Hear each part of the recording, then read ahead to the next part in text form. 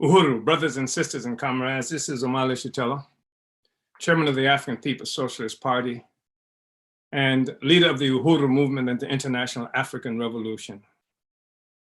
I want to start this discussion today, and it's a discussion that I think is extremely important for Africans inside the United States and for Africans around the world and for other people living under colonial domination, which is the predominant mode, really, of existence and production that most people around the world are experiencing.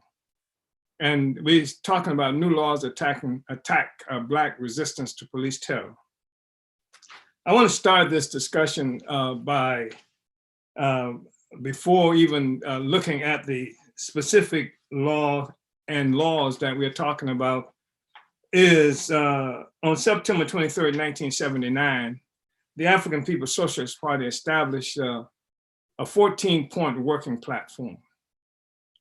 This platform is extremely important and extremely necessary because it's the real means by which an organization contributes to its ability to have a to what end, to be involved in genuine revolutionary struggle and not being snatched around by this event or that event, to have a steadfast position, to have be committed to a firm ideological thrust in the world. And so this 14-point working platform of the African People's Socialist Party, a party which was formed in 1972, in the wake of the brutal murders by the United States government and various of its institutions throughout this country, and cooperating with international organizations that's not limited to the CIA, but with England and France and various other countries, waged war to crush our movement. And so the party was founded to complete the revolution that had begun, but we were founded also aware of the history that our movement, our struggle had been experiencing and was experiencing, and that recognizing that where we stand today has its origin in a process that began some time ago. And so we established 14 points, a working platform. This is what guides our work. This is what informs us and informs all of our friends and allies around the world and our people, that this is what the African Revolution is about in the United States as it is connected to the African Revolution around the world. And I want to say this is important because most of the discussion that occur in this country and much of the world today around the freedom of African people, and indeed of perhaps most people around the world, take a defensive position, that we are responding to something that immediately is being done to us without being able to consider the particular incident or the particular campaign that we might be dealing with in the context of the overall theft of our freedom, our rights, our capacity to feed, clothe, and house ourselves, to live dignified lives. Point number 4 of this working platform, 14-point working platform of the African People's Socialist Party, again, created in 1979, more than 40 years ago. It reads, we want the right to free speech and political association, a guarantee of the right to work for the betterment and emancipation of Black people without fear of political imprisonment and the loss of life, limb, and livelihood. We believe that the liberation of African people throughout the world will come primarily as a result of our own efforts. We believe it is our duty to our mothers and fathers and children and ourselves to organize ourselves to overcome our oppression.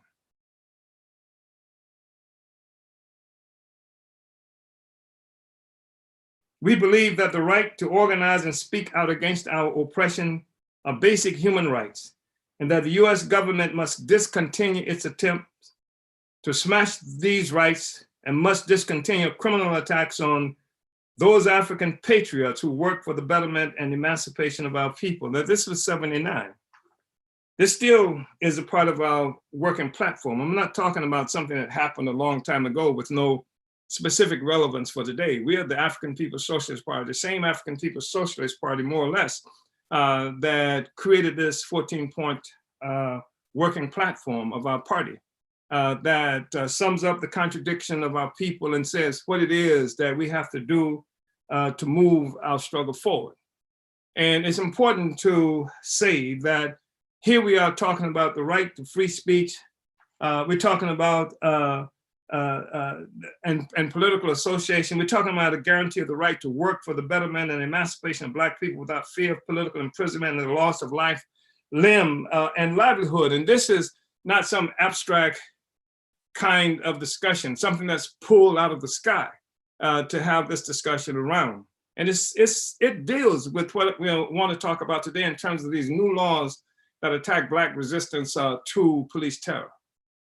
Because what we are talking about, if you remember, Malcolm X wasn't shooting at anybody when they killed him. It was what Malcolm said and how he was organizing around the world to bring Africans to our freedom. King wasn't shooting at anybody. He wasn't acting in any violent way, wasn't throwing rocks or anything like that. It's what King said. And his ability through speaking and organize to mobilize African people inside the United States and arouse the attention and support and solidarity of peoples around the world. That's why they killed King. And when you look at people like Nkrumah never picked up an arm, any guns to chase the British imperialists out of Ghana. It was what he said and how he was organizing to unite Africa and African people globally. And similar statements could be made about Lumumba, who also was not someone who had initiated armed confrontation or anything like that, or Robert Mangalisha Sobukwe in South Africa. This is the fact that is what people were saying, what we were saying, that was responsible for what the US government and other imperial powers around the world were doing against us. So this question of free speech, or the question of speaking out, is not some purely abstract issue that we're dealing with. It's not some looking at some potential occasional flaw with the US, the process of the US government and society, something to that effect. It's not because a bad guy like Trump was elected. That's a bad guy in quotes, because I don't distinguish Trump from any other force that's been president of the United States, none of them.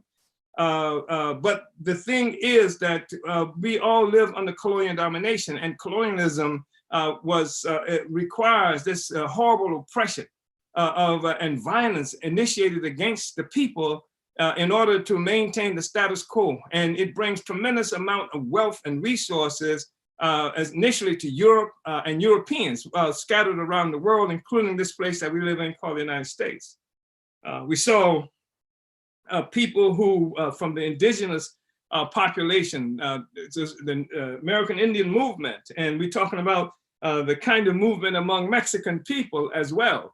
And so all around the world, and inside the United States, we saw this attack on our ability to talk about an alternative to the relationship that we had to the United States government. Similar things could be said about Marcus Garvey, that we saw the entire international imperial colonizer national community get together to crush that movement because of what he said and did, not because, and organized, not because he was engaged in any kind of violence. So I want to say that this whole notion of violence being the basis for what the government does and has done to us is fallacious. That the fact is that the violence is an absolutely necessary component of colonial domination. They cannot dominate us without extreme violence being imposed on us all the time. All the time. So in the United States, we saw certain moment of crisis. We saw this in the world when masses of people globally were rising up to take back our freedom, and it challenged this whole pretext of democracy, et cetera, that existed inside the United States. It's not the first time something like this has happened, but it was critical in the 1960s because the whole world was aflame because of the struggles of oppressed peoples around the world to take back our freedom from white power, white people, the white state, et cetera. This is what informed us about the number 4 of the working platform, 14-point working platform of the African People's Socialist Party. I'm in St. Petersburg, Florida right now. And I'll speak about a law that the governor of Florida just imposed here in the state of Florida, which is one of more than 30 state initiatives that's happening around the United States to attack the right of people to protest against our oppression and the conditions that we're living on. We got these situations where police killing people all over the United States, for example. And as a consequence of police killing people, we've seen a growing consciousness, leaps and bounds in the consciousness of African people who are being forced to question whether or not there is some kind of alternative relationship that we can have to the United States government and to white people in general. And so we've seen in this country just from May 25th through 3 months into August, 10,000 mobilizations happening all over everywhere. People demonstrating as a consequence of the leadership of African people in opposition to what the police was doing to us. And in Florida, while we will say something specific about this law that has just been implemented by the governor here, it's important also to say that in the 60s, when this crisis was unfolding, I was the first person in the state of Florida to be arrested under a new law that the state of Florida had passed called against inciting to riot. And the law didn't require for a riot to occur. It just required whoever was inciting to want a riot to occur.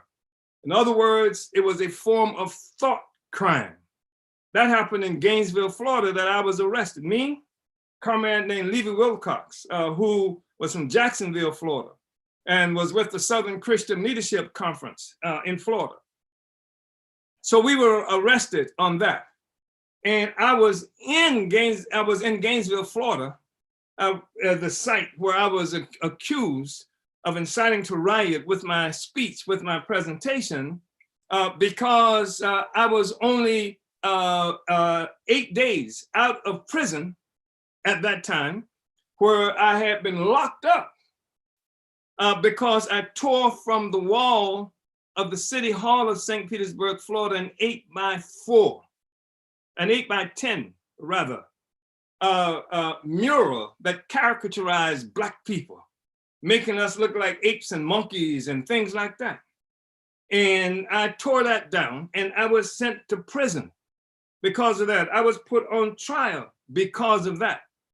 And so this is some context of what it is that we're talking about. And this was, in the state of Florida, the first Black Power direct action that had occurred in this country, the first direct action Black Power activity. I was coming from SNCC. SNCC had promoted Black Power, and that's what happened then. And then I would also tell you that this was in December 29th of 1966. And then just less than 3 months, less than 4 months from then, the Black Panther Party went into the State Assembly building in Sacramento with a demonstration carrying weapons, and they were arrested too. This was a period of extreme activity, action that was being taken by colonized people and people who were moving with some aspect of clarity in terms of needing to have an alternative to the social system, the relationship that we have in this country. And so we saw these laws happen. We saw SWAT teams.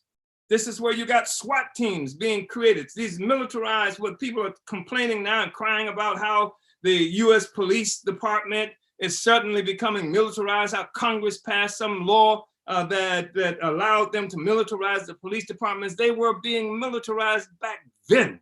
And they were being militarized in order to deal with the speech that African people were engaged in to win our freedom. Speech, Black power, speech, against imperialism.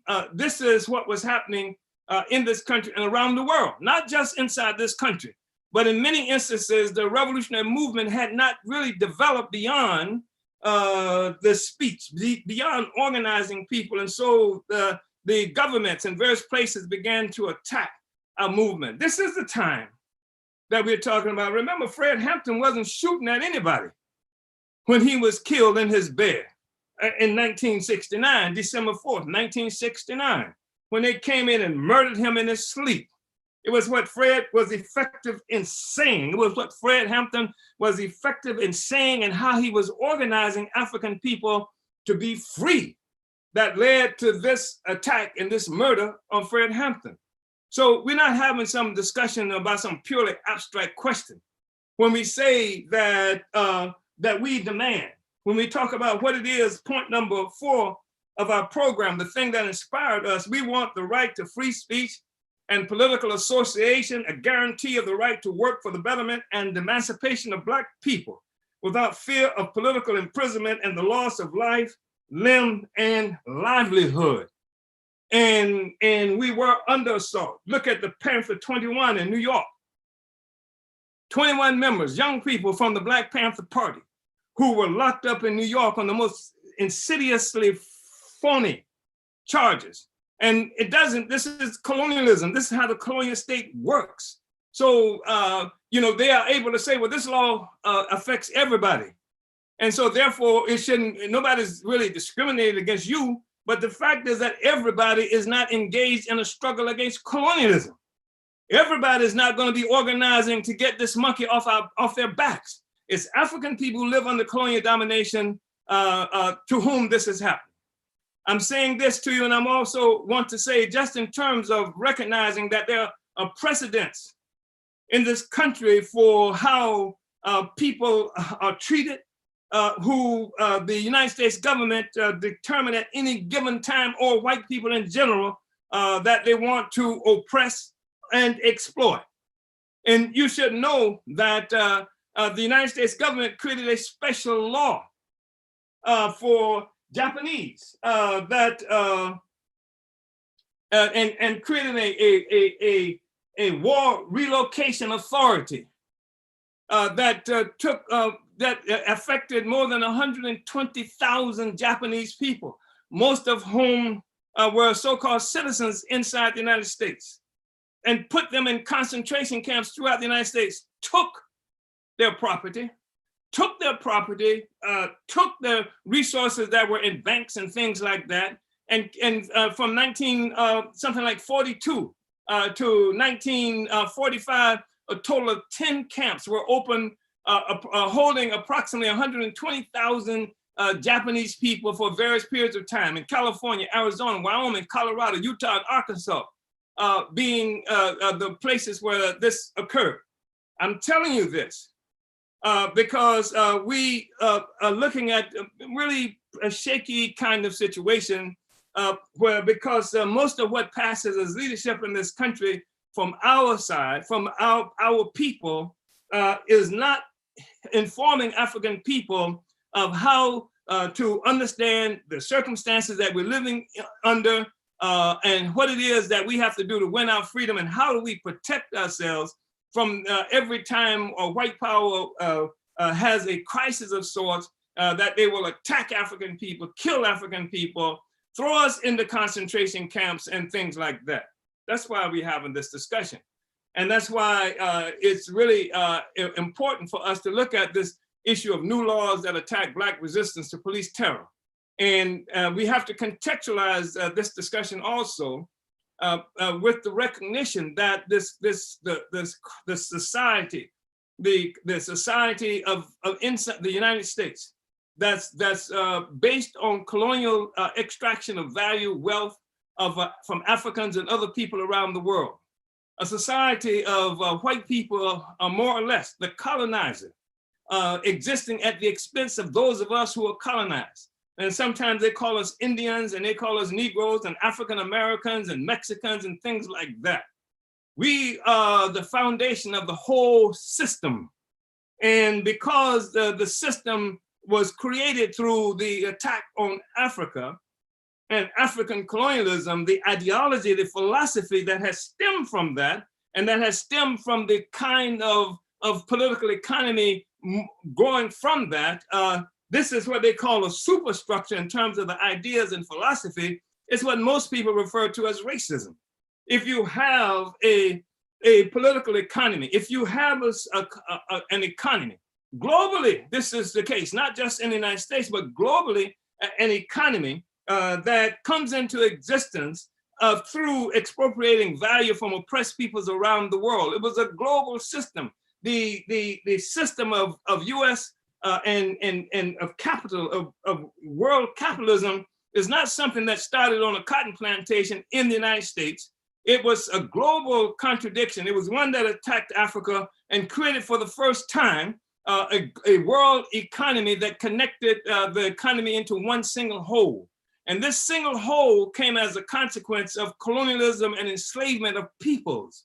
This is how the whole world then were fixed in a situation where what we required to live and exist was locked into that relationship of white colonizers dominating the rest of us. In fact, it was a mode of production that came into existence with colonial slavery.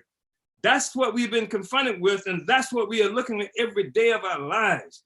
All of the power over our lives has been expropriated, stolen by the colonizers, whether we are on the continent of Africa, whether we are in the Caribbean, whether we are in Europe, in the United States, the power over our own lives has been taken away from us.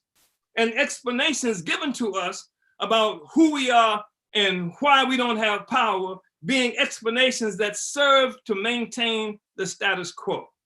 So I just want to say a little bit, because it's important to contextualize this, because the white world is split. The colonizers' world is split. We talk about colonizers and colonized. African people are colonized. The Europeans, generally speaking, are colonizers. That is to say, they live at the expense of those who are colonized. Colonialism is simply a process by which foreign and aliens live at the expense of oppressed people, take over all the capacity of our lives. This is what it is that we're living with. This is the kind of social system that we're talking about, and it cannot be maintained other than by extreme violence, because nobody is going to give up the right for their children to have lives, the right to be able to eat food that we grow, to have the benefit of the minerals that come from our earth where we are located. Nobody's going to give that up easily. So in order for you, for them to continue to extract this value, to grow computer corporations and things like that in the United States and Silicon Valley in California, in order for them to have paved streets that use petroleum and other things like that for the streets and to run their factories, etc., in order for them to have that, they take that value, they take that from Africa, they take that from what they call the Middle East, etc. This is how the whole thing hangs together. And the explanation for that is an explanation that stems from that kind of economy. The ideology that we see dominating the world is an ideology that stems from that kind of economy. That's what we have to understand. And so now there's this crisis, and it happens from time to time. And the thing is that crisis, when we talk about crisis, we're talking about crisis of that system. And when we say that system, I'm talking about the system of bloodsucking, that where you have this handful of countries and people expropriating value, starving our children, destroying our environment and the environment of the world for their own benefit. This system that's in a state of crisis. But the fact is that when you have this happening, we have had this experience that we have to be concerned about right now having this discussion, because there are going to be those who will say that the kinds of laws being created by the 30 some odd states in the United States that the state of Florida has done, they are going to be tempted to characterize that as fascism or something to that effect. But the reality is what we are looking at is colonialism. And fascism is only when aspects of colonialism intrude into the existence of white people, because fascism is something that only gets talked about when white people are affected. Fred Hampton's murder wasn't fascism.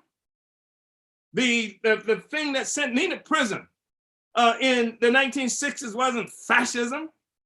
The murder of more than 30 members of the Black Panther Party wasn't fascism, until at some juncture the Panthers made the assumption that if they said fascism, all these white leftists were more likely to jump on the bandwagon and support them. Fascism is when this crisis happens in the white world that will mobilize white people, that creates drastic assaults on the white community. And you will see repression and things like that generalized in among the colonizers themselves. But they were not characterizing what happened to us as fascism, because it wasn't. It's colonialism. And it is the origin of the whole system itself. Colonialism, that's where it came from. And what you talk about when you talk about fascism, you talk about the form of the state of the colonizer, where the state of the colonizer is democratic or fascism. Well, whether it's democratic or fascist, the reality is that it's still colonialism that we suffer from as a people. And I just think we should be alert to that and be conscious of our need to struggle against this colonialism so that we can win our freedom. And the fact that we are hazy, there's haziness around this question, is a consequence of the effectiveness of the US government imperialist forces around the world and crushing the revolutionary movement against colonialism that we were a part of, and that this point, number 4 of the 14 points political working platform of the African People's Socialist Party responds to. So I just want to say that they were talking about a time where there's a tremendous amount of anxiety in the white world. And that anxiety is coming about for 2 reasons. One, the resources that the white world is losing, the colonizer is losing, either as a consequence of the success of those of us who are colonized and waging resistance that undermines the easy looting of our resources, or where because of this, different powers are now contending with each other for a shortage of resources coming about as a consequence of the resistance of the people. So this is one of the things that contributes to that contradiction. So resource shortage and things that white people used to be able to take for granted as their due, as their right, as what like some people like to respond to as their privilege, that is being lost. Much of it is being lost. But related to that is the ideological implications, because white people do not just control the wealth of the world, white people control the wealth of the world and explain it to themselves because of their own genius, their own significance and what have you. And if they're losing it, it's a statement about their significance and who they are. And this is a critical thing that causes splits within the white society, within the whole white body politic, the colonizers' politic. How do you rectify that? Do you rectify it by extending much more and more oppression on those who are colonized and who you have to suck resources from? Or do you try to share the burden? Do you spread the burden among the colonizer population itself, which can't stand that? Not only can it not stand it because of loss of resources, but the loss of resources is sometimes second to the loss of the ideological presumption of the significance of whiteness. So this is part of this crisis that's happening in the white world. And the other aspect of that is whether or not you just repress the colonizers more, or whether you open up the door to try to change in some other ways. And this is the debate that's happening in the white world.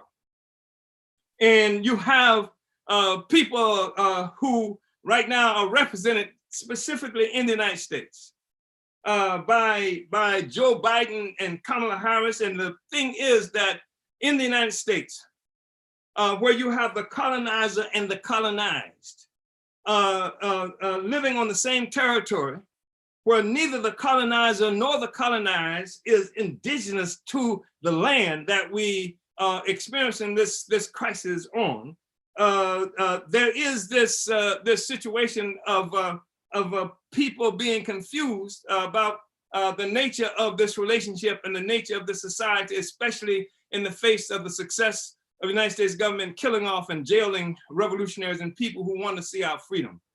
So now you have this situation where the white world is split, and where it led to this assault on the Capitol on January 6th with hundreds of white people that represented the belief system, that had tremendous amount of support from colonizers, the white people throughout the United States. And this is, you can see with polls that were taken, and that polls are taken even now, while the majority of the white people believe that the elections were rigged and are unable to condemn the assault on the Capitol. This is what we're looking at right now. It's a tenuous situation. And so I just want to say something quickly about these laws, because what is being required of us is that the government, through its police organizations, should be able to kill us and brutalize us. And this is something that comes in the wake of this situation with George Floyd and Mike Brown and Tamir Rice and Sandra Bland and all these other people who they've been killing, and people and our folk responding to that through uprisings and through demonstrations that's shaken the status quo in various places. And now they're saying in these more than 30 states in the United States, which is more than 50% of the states in the United States, saying that they demand the right to kill, maim, harm us without any response from us. They have actually criminalized protests. Some of it is rather extraordinary when you look at it.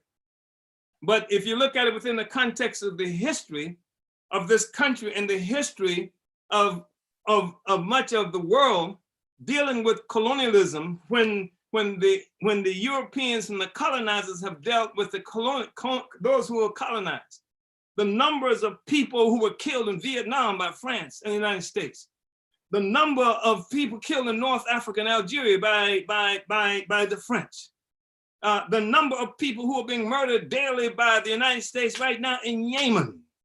I mean, this is an attempt to maintain the status quo within which we are locked as an African people. Therefore, we need to have a response to what we see happening, recognizing the ability of this government and the white population, or much of the white population, either uniting with the government or sitting silently on the sideline while there's a greater extent of murder and terror being waged against us. I mean, you already got more than 1 million African people locked up in prisons throughout the United States.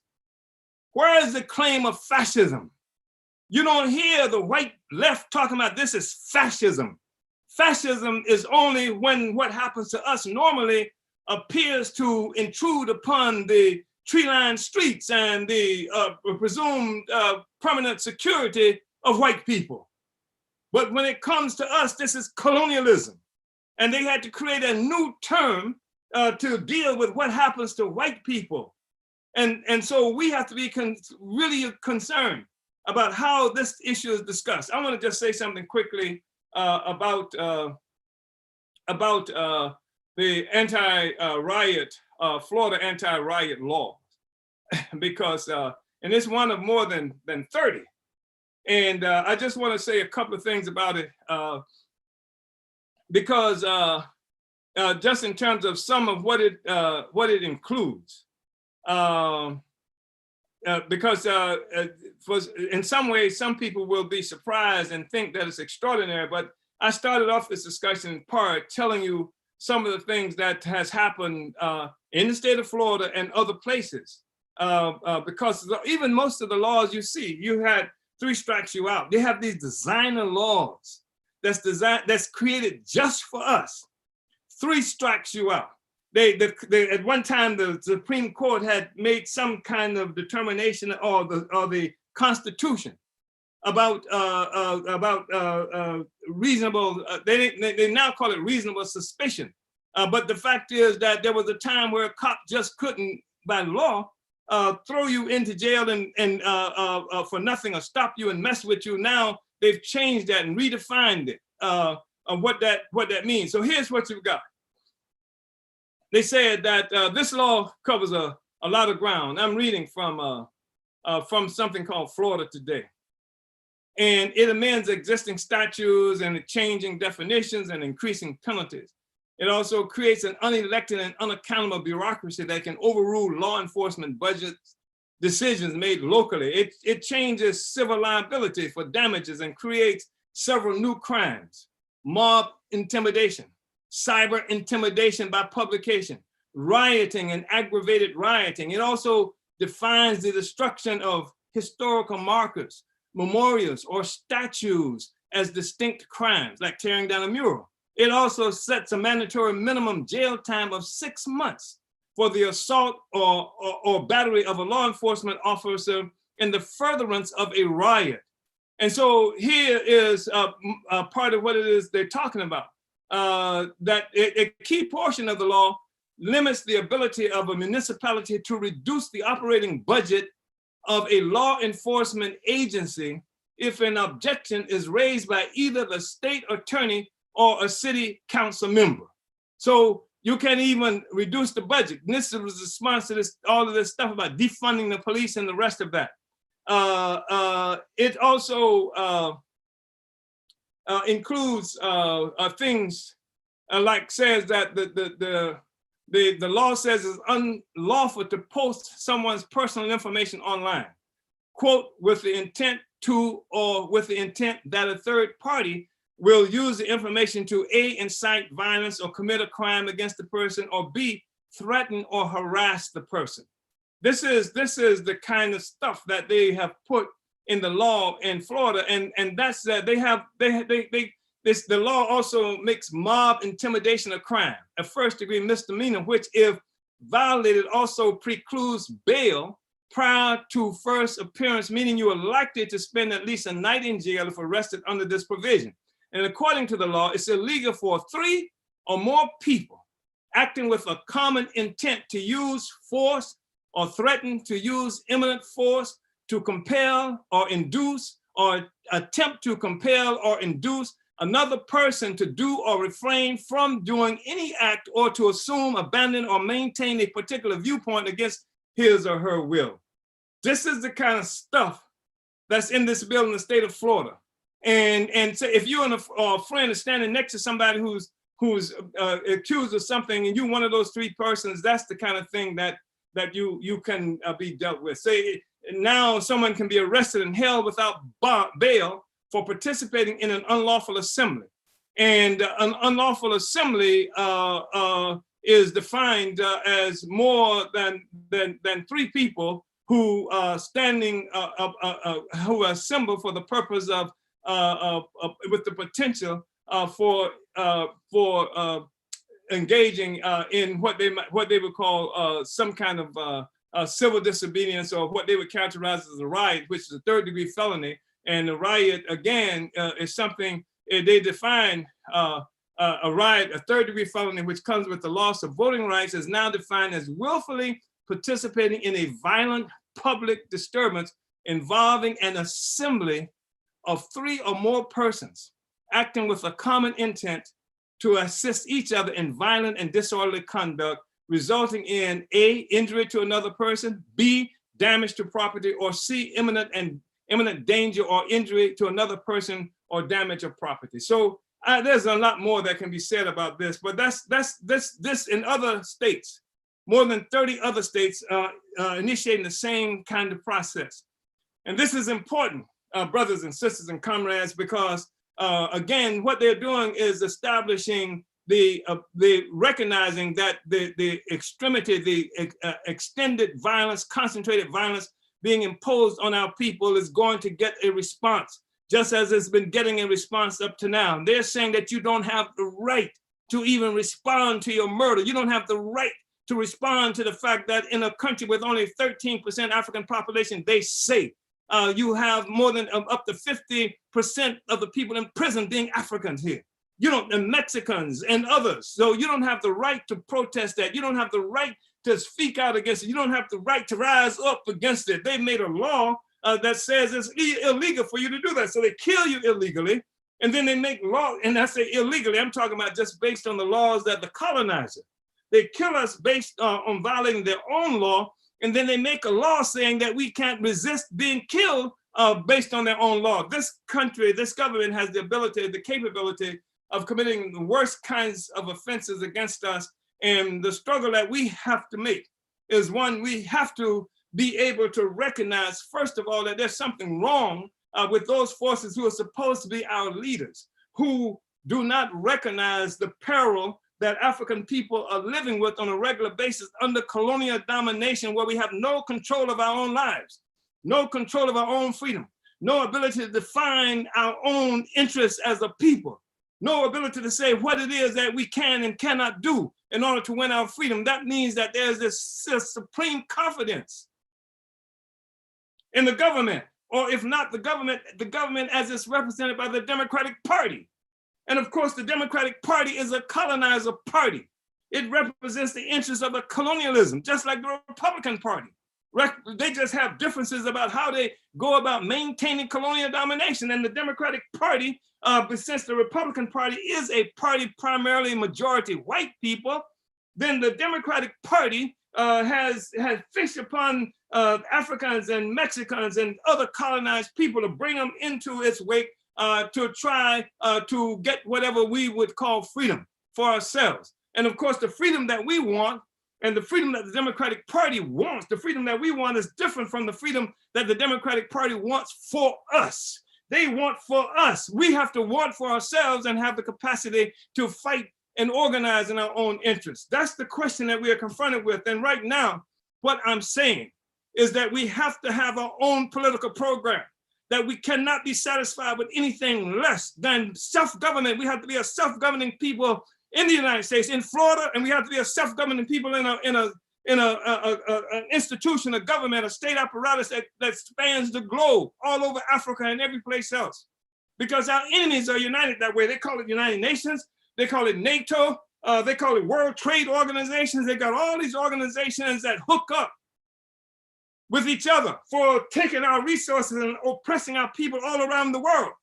And then they deny, and these leaders, these fake leaders that have been imposed on us suggest that we have to identify ourselves as some kind of hybrid Americans. And therefore we can't see that we have a distinctly different interest than the Americans. America was born at the expense of the freedom and liberty of Africa and African people around the world. You can't be an American and an African at the same time. That's a contradiction in terms. That's like being a colonizer and a colonized at the same time. That's like being a slave and a slave master at the same time. You can't be both of those. And so the thing is that we have to have a movement, a revolutionary movement that they are trying to cut off now because they've seen this revolutionary movement rear its head in the past. And what we've been left with murder and mayhem, killers of our leaders and destruction of revolutionary organization, except now the African People's Socialist Party does exist. and it has been here since 1972 with its origin in that whole Black Power movement of the 1960s. And even as they wiped out so many people and took all of the programs of liberation away from us and gave us the Democratic Party, the African People's Socialist Party has been able to hold the line. And not just hold the line, but build. For nearly 50 years, we've been building these institutions, building the capacity for self-government, building to win this audience with you, so that you will recognize that we are obligated to strike out for ourselves, defend ourselves, and not just be in a situation of perennial defense, but saying that this is what we must have as a people. We in the 1960s did not have the advantage of a revolutionary movement from the beginning. We had different organizations. It was on-the-job training. A lot of young people came into the movement, and we were trying to say what it is we needed, and we became revolutionaries in the process of doing that. But now, 50 years later, we start off with a revolutionary organization that starts off not having to go through all of the stuff we've gone through in the past to learn that America will not give us freedom, that we have to take our freedom, and not just America. We have to take it from France. We have to take it from all those powers around the world who dominate us. This is what we've come to understand. That's why even though they killed Lumumba, we have Africans in the African People's Socialist Party. We have an African Socialist International that is impacting on what's happening in Congo, the Congo that they thought they would keep from being free by the murder of Lumumba, even though they overthrew Nkrumah. We have revolutionary forces on the ground in Ghana to complete that revolution that Nkrumah was trying to make in terms of uniting Black people around the world. We have the same thing happening in what they call South Africa, where they murdered Robert Mangosuthu Sobukwe to keep this from happening. We have kept that trajectory that Sobukwe and Lumumba and Nkrumah and others had initiated some time ago to make this revolution, to take our freedom, to be a self-determining, self-governing people, so that we are not always living at the mercy of somebody else. And you know you're in trouble when you have to depend on one of these parties. They've double-crossed us all down the line from the emancipation up to now. They've double-crossed us.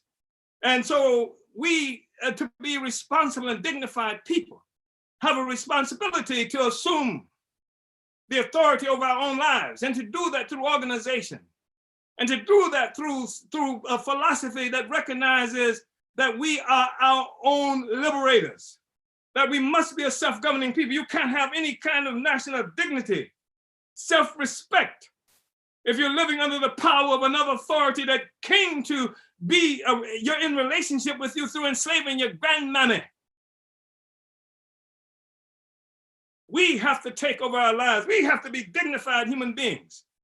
That's what the African People's Socialist Party is all about. And so what we're saying is that on every front, a lot of is happening in these local statewide governments, where they are also doing things in at least 40 states that will inhibit the ability of African people to access the electoral process, to participate on some kind of equal basis. In at least 40 states, that's happening. And we see this as going hand in glove with the attack that they are making on the rights for people to demonstrate and protest our oppression. And so we have to do several things. One, I'm happy to say that we have to take this monopoly from the Black petty bourgeoisie, from the African petty bourgeoisie, from the African middle class, who want more than anything to be a part of the American system, and who will sell us out and they have sold us out in every instance, even when they're standing next to us in press conferences, when we've lost a relative and they're talking about how we have to be peaceful in order to get the money and stuff like that. They've sold us out. And so we have to have our own independent capacity. So we will challenge them in these elections. And we have challenged them in the elections. And we take the revolutionary aspirations of our people into the electoral arena, so that this arena cannot be monopolized solely by the African petty bourgeoisie, who appears to be speaking for us, and who has the ability to use that platform to drag our people deeper and deeper into the swamps We have to be able to take reparations and take Black communities control of the police and take the various other aspirations and political programs and campaigns to our people using that platform. And the fact is that we're looking at what's happening in these states around the country. So we have to be able to organize to take up some of that territory, make some of those struggles from that front in the interest of the African working class. So again, so that what they're doing to us cannot happen without opposition within what they consider this legitimate arena of political activity. We have to fight for Black community control of the police. And recognizing that when we say Black community control of the police, the sky is the limit. We have said also, just in terms of the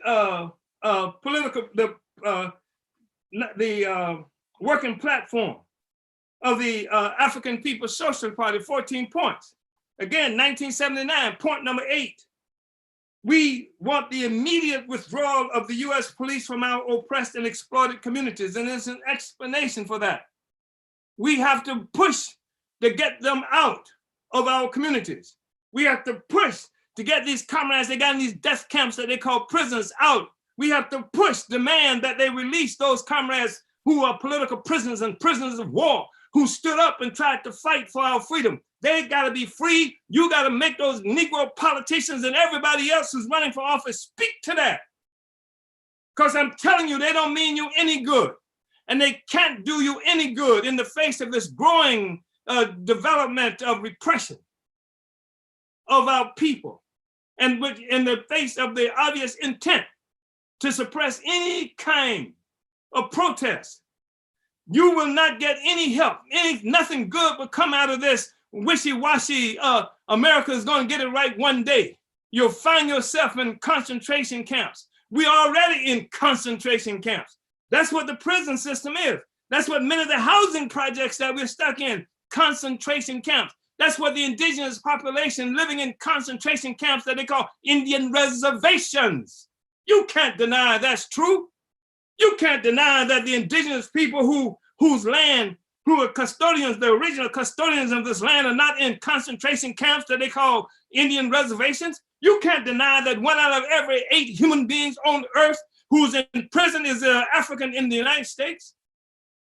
You can't deny how this country built itself and the whole world economy. Can you imagine a successful capitalism that didn't come as a consequence of enslaving African people and colonizing Africa and other peoples around the world? It couldn't have happened.